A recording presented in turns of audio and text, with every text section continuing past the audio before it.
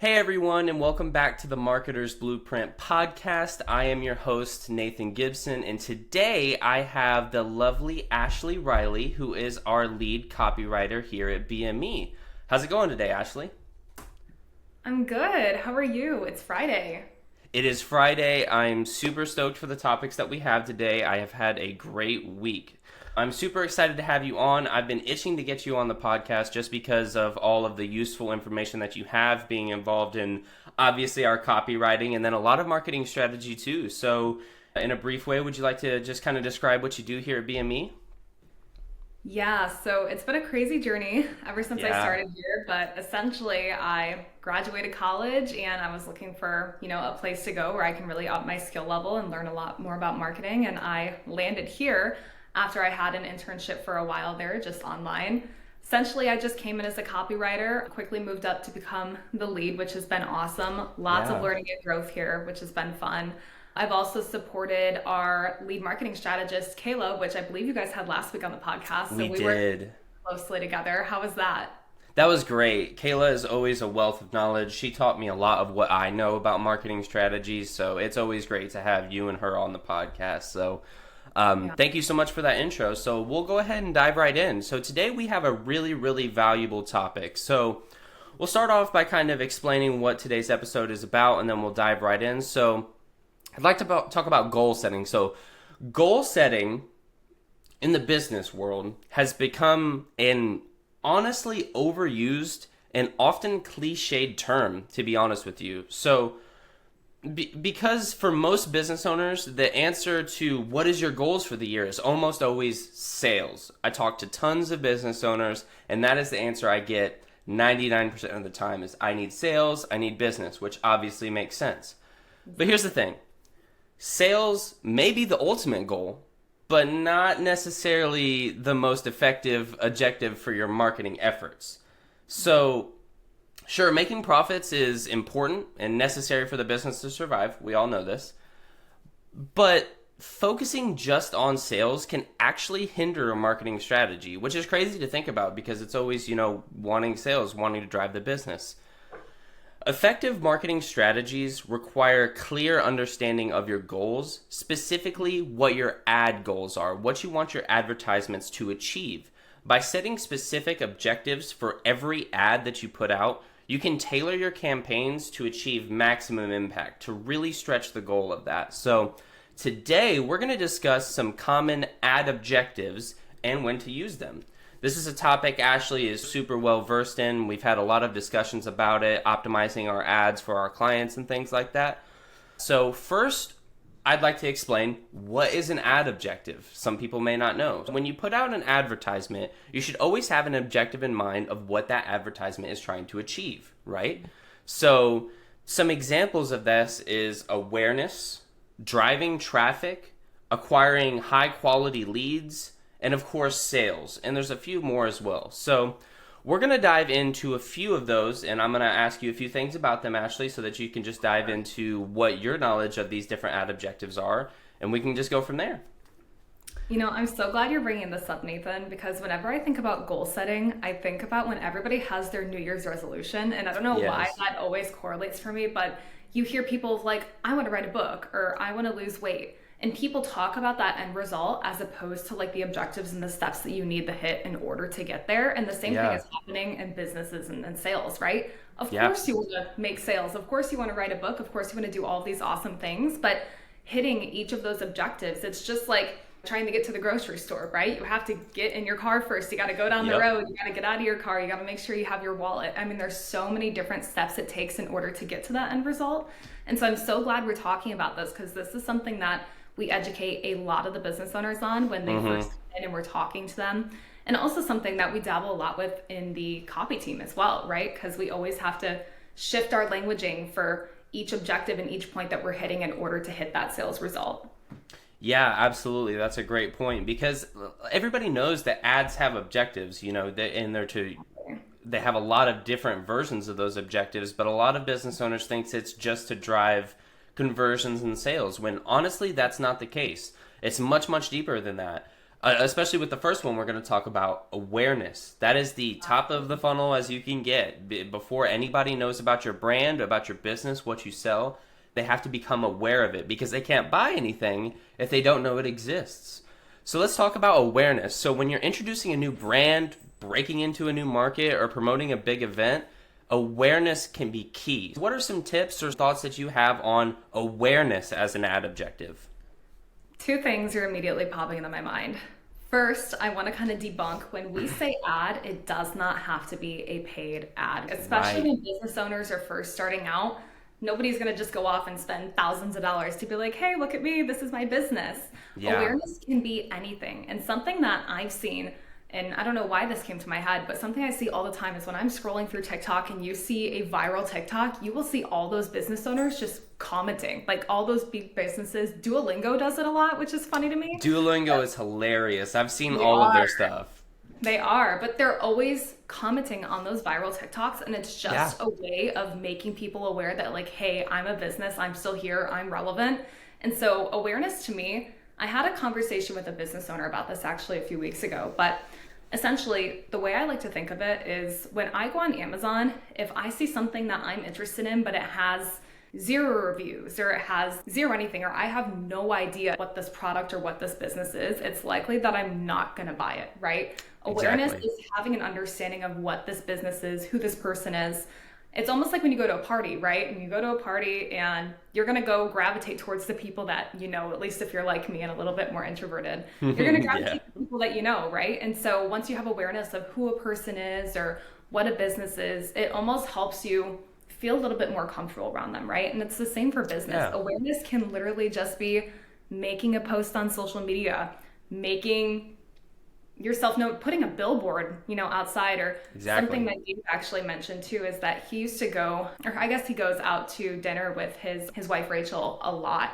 And they always like to try new restaurants. And he heard about this restaurant and he passed it over and over again. And there was no sign outside. Like it wasn't labeled at all. And that's a way of just awareness, right? Of like putting a label out there, making a social media account, making sure that people know who you are. And so I would argue, 1, awareness is something that every business should do. And 2, it's something that a business should do constantly. Awareness never stops. New generations come, more people need to learn who you are. Yeah, and awareness is key in that regard because it's like you said, it oftentimes needs repetition. For me, in the modern age, everybody looks at reviews and does a lot of research before they buy anything. Like, if I were to buy a new mouse or new keyboard, I'm doing tons and tons of research to see what other people's experiences are, watching unboxings, watching reviews and things like that. So awareness is key for that in products because sometimes it takes 10, 50, 100, 1,000 times of seeing the same thing to be like, I keep seeing that. Why do I keep seeing that? It must be popular. People must be enjoying it. So awareness can really help you drive traffic to your business and help you promote your brand. So awareness is a huge one. 100%. Speaking of, put yourself out there, then nobody's going to know who you are. And so that's like one of my biggest tips that I have is just put yourself out there. Yeah, absolutely. Put yourself out there because the more people that see your information, your content, the more likelihood they are to take the next step in the process. So that leads me to my next topic here is traffic, driving traffic. So a lot of times an ad has a goal of driving traffic to a specific location, such as a blog.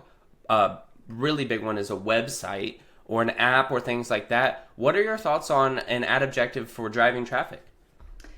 Driving traffic, I would say, is one of the most important things that you can do, right? Because now that people know who you are, you don't want them to just continue watching you on social media or continue passing your sign outside of your business, right? You want people to come in, you want people to browse, you want people to look you up online, right? You want people to kind of learn a little bit more about you. And so what I would say driving traffic does is it really helps people understand who you are a little bit better, for one, and it also establishes yourself as a leader in your industry. Exactly. What a lot of people do when they create blogs is they create blogs just to inform, right? And people will go to your blogs, that will up the amount of people that are coming to your website. Driving traffic is one of those things where it might lead into a sale, but the whole purpose of it is really just to get people to inform.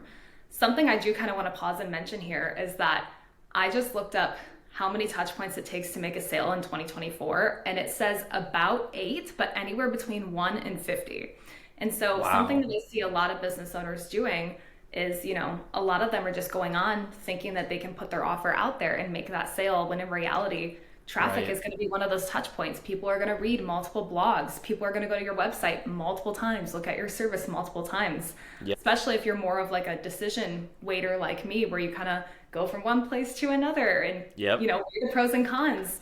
Traffic is one of those things that's really going to help you establish yourself as an authority. So that way people are more likely, and that's another touch point that you have before making that sale. Yeah, that's super important too. And that statistic seems really accurate, because it takes a few times of seeing a business before you'd like to buy from it. It's a more rare occurrence that you see a business one time, or you come across one advertisement and immediately go to buy. I would say the only time that ever happens is if you have a desperation for the product. It's something you need ASAP, and you don't have the time to look it up.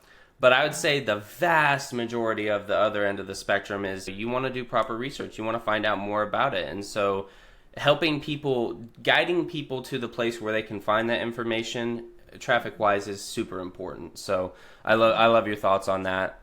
The next one we'll touch on is leads, the big one, right? So if your goal is to generate things for a lead magnet, such as newsletter signups, webinar registrations, downloads for a product, or even just generating inquiries, just people showing interest, what are your thoughts on leads as an ad objective? Leads is interesting, right? The one thing I will say is leads are not guaranteed sales. And I think that's something that a lot of people really struggle to understand.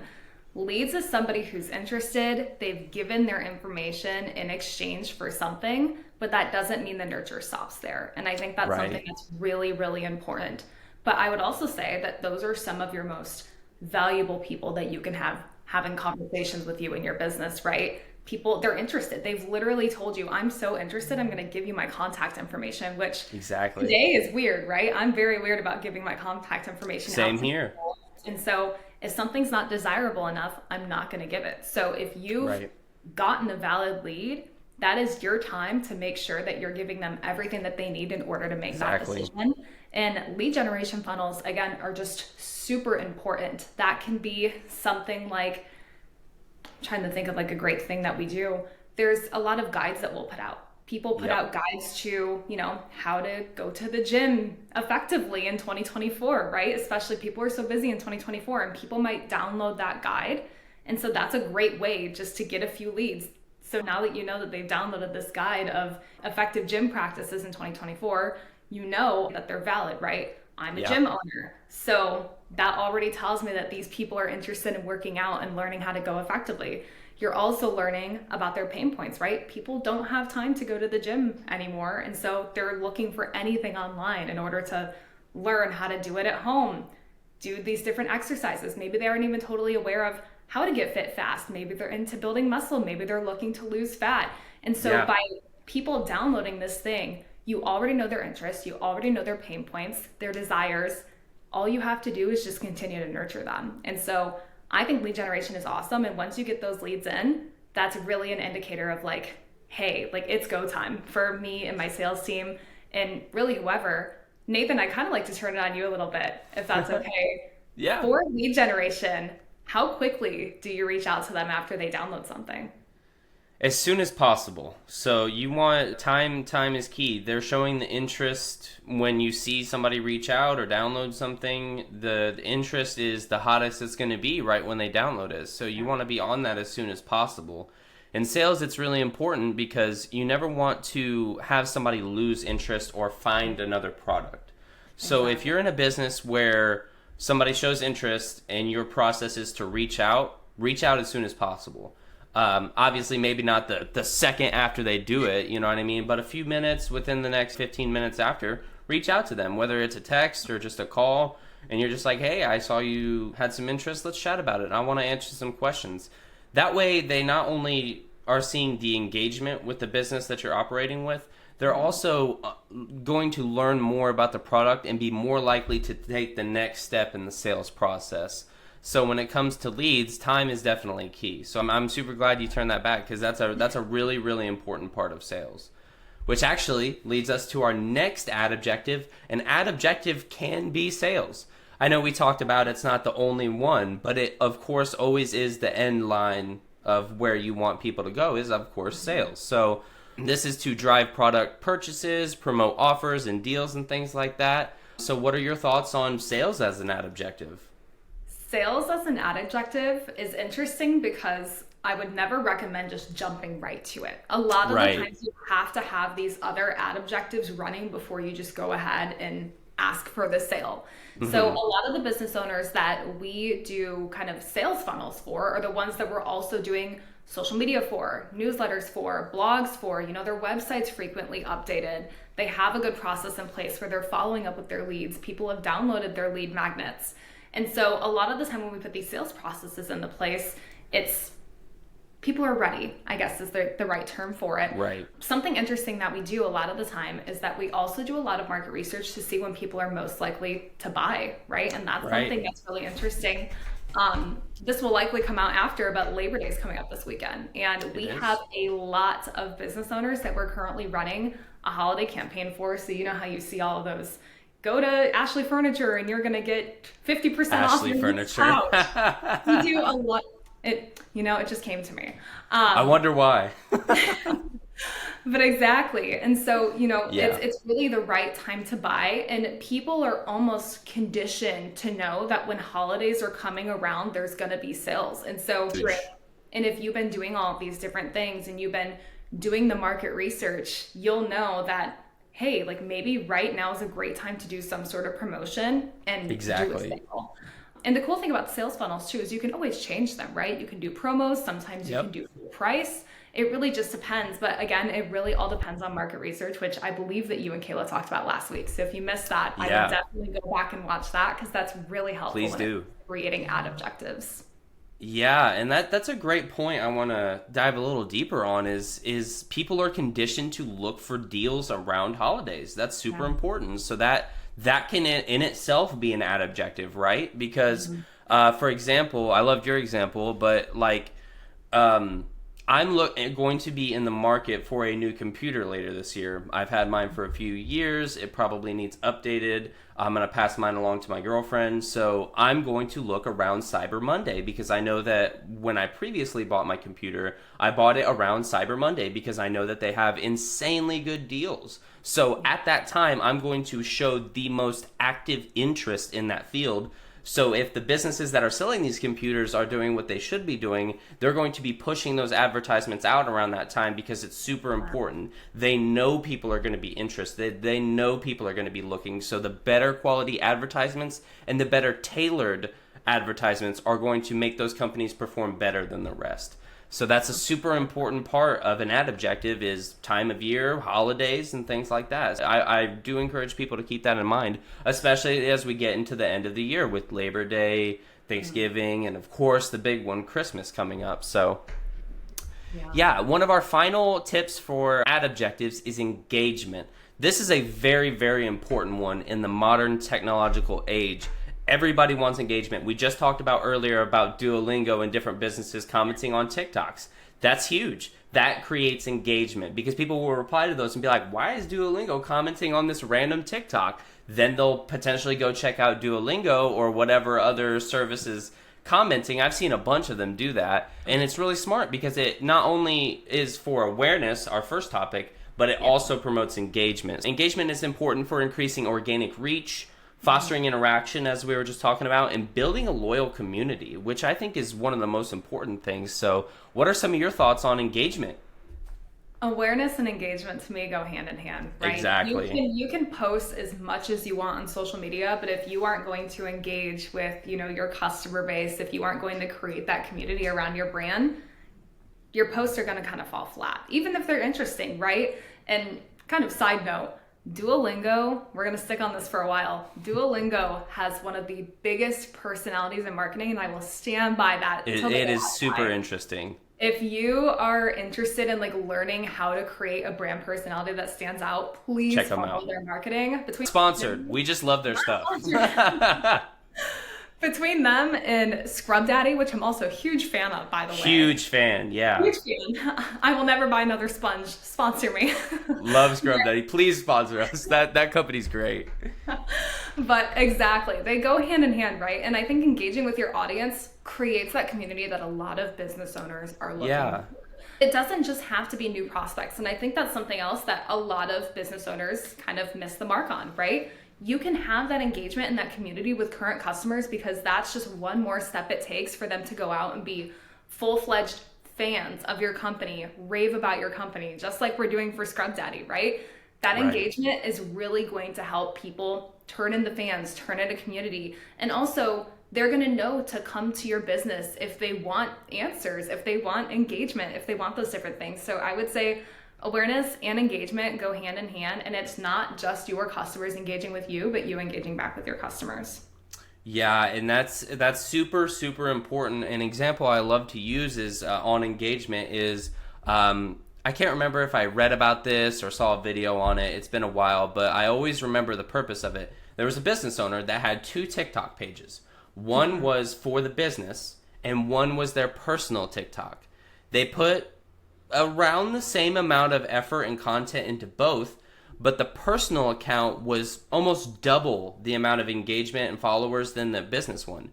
That is because people care about what the person behind the business is doing in this day and age. So that goes to show you that when you're personally engaging with your audience, you can drive huge amounts of brand awareness to your business. So engagement is absolutely huge. And guys, if you ever need support in launching ads just to achieve objectives or just to learn more, we have expert copywriters. One is right here with me, Miss Ashley. We have graphic designers and other experts on standby that have created and launched multiple successful campaigns for our clients that drive maximum return on investment. So to learn more about our services and if we're a right fit for you, you can book a 15-minute consultation and we would love to have a chat with you. After that, we will move on to my favorite section of the podcast, our wins. So we'll be celebrating a few wins today of what we've had going on as a business. The first one is really awesome. We significantly increased one of our clients' average daily sales through A/B testing of their new assets. Ashley, I'd like to get your thoughts on what the importance of A/B testing is. We just talked about this in a meeting the other day. The thing that's crazy is I'm taking a look at all of these wins that we have to share this week, and we are satisfying basically the 3 stages of the buyer's journey: awareness, consideration, and decision making. And so this A/B testing win falls under that decision making stage, right? We went ahead, this was a sales funnel that we were doing. It was, I believe, for a holiday campaign as well, which is very on topic. But essentially, A/B testing is when you're taking your ads, right, and you're changing one thing about it. So whether it's we're changing the image, you're changing the copy, you're changing what the offer is, you're essentially putting those 2 different things out, and depending on which one does better, that's going to be your winning ad set, right? And so essentially for this client, they were looking for more sales. And so we went ahead and we did some A/B testing to see how we could get more awareness to their ads, how we can get more clicks on their ads and drive sales directly to their landing page. And we found a winning ad set, and we've been able to just increase their return on investment and their profits that they've made this year. So it's been really awesome. But that is just a huge win in the sales process because, again, it doesn't always end with just putting out sales ads. Sales ads aren't always going to guarantee that you're going to make sales. Having a team behind you to really go through and do that testing and watch those ads constantly. We have a team, they're just dedicated to watching the ads and making those minor tweaks. And so I think that is just one of the coolest wins because, again, having a win like that, they were already getting sales, but to do some A/B testing and to get them more, I think was just fantastic. Absolutely. We love to be able to create those kind of environments for our clients where we can test 2 different things and see which one does the best. That's one of the most important parts of a successful marketing campaign is testing and finding what works and what doesn't. Finding something that is broken or doesn't work is a win in marketing because then you can optimize and adjust it to something that does perform better. So that's super important, and I love your points on that. So another one recently is we provided timely and effective solutions for a client's website edits. So we did implementation, issue debugging, and things like that, a lot of technical things, but it helped them achieve a better looking website. So what are your thoughts on that one? So a little bit of background on this too. This kind of has to do with the awareness stage. We were actually just running awareness ads, and you can do that, right? You can run ads to a person's website and it's not really for the purpose of making a sale, but it's just for the purpose of having brand awareness and people kind of learning who you are, learning your name. I know that our team found a few bugs, a few things that we could do to fix. And now the website looks great. We still have ads running to it. I believe, don't quote me on this, but I believe all of our stats went up in terms of how many clicks, how long people are staying on the page. And so again, that's really awesome because when something's broke, you have to fix it. And the way that you present yourself, even on your website, if there are bugs, that can come off as just a little awkward and a little weird for people who are visiting your website, right? People don't want to wait. People don't want to experience bugs, and that reflects poorly on you as a business because if people aren't getting what they want quickly, because we live in a very fast-paced world, they're gonna leave. And so that was an awesome win because again, we have a team on standby that's literally there to make those changes as fast as possible because we know how important your online store is. Absolutely. Yeah, and it's super important because in the modern day, everybody has seen thousands of websites. If you've grown up in this age or even people who are a little bit older, they go to websites often. So subconsciously, they know what to look for a good website. So if things are broken, that's automatically going to create some, hesitancy from the person engaging with your website. So you want to make sure that stuff is up to par so that you don't lose out on people wanting to take the next step. Because if something's broken right at the top of your website, it's going to decrease their likelihood of following through with the rest of the funnel. So that's definitely very important. Last one we'll talk about is we created a new newsletter for one of our clients. It's a nonprofit, which we've worked with a lot of those. We found a lot of success with nonprofits, and newsletters are a huge angle for that. So what are your thoughts on that?